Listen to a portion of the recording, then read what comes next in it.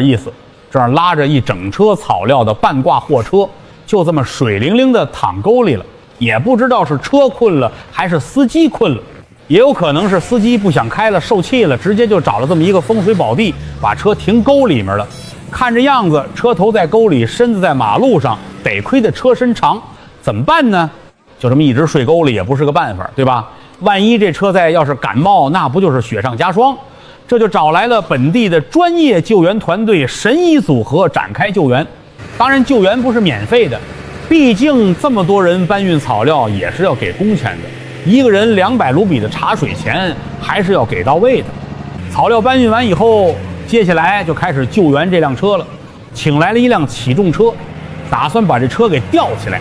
首先是给货箱部分吊起来，这属于是分头行动，吊起来就这么直接给甩路上了。你看这路也没个弯也没个坑，这司机是怎么把车给开沟里的？想不通，也许是走神了，就像在高速路上开车容易走神，等回想起来自己在开车的时候就已经跑了好多公里了。我想很多人有这种经历。经过半拉小时的救援，车头也给弄上来了。车头是上来了，前轮还在沟里看着呢。等把前轮给弄上来以后，就可以原地维修这辆伤势惨重的货车了。这趟救援来的人还不少，就差敲锣打鼓的。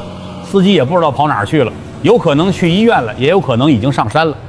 当然要往好处想，希望司机没啥事儿，毕竟这地儿又不是万丈悬崖。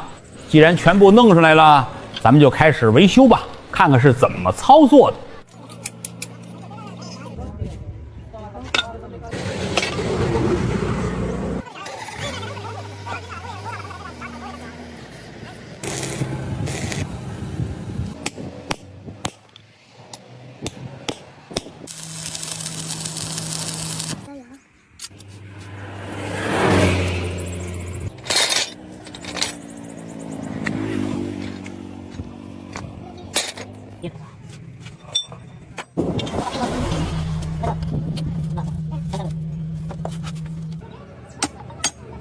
看明白了，最主要的就是弹簧钢板出现了损伤，还好问题不算是太严重。这点小伤对于这辆庞然大物的卡车来说就是擦破皮。经过维修处理后，整体没什么问题了已经。当然维修费肯定是少不了的，2000卢比这次是肯定拿不下来的，怎么说也得整个5000卢比才行。看看司机下次还敢不敢开车走神儿。好了，这就是本期的救援加维修的全部内容了，咱们下期再见吧。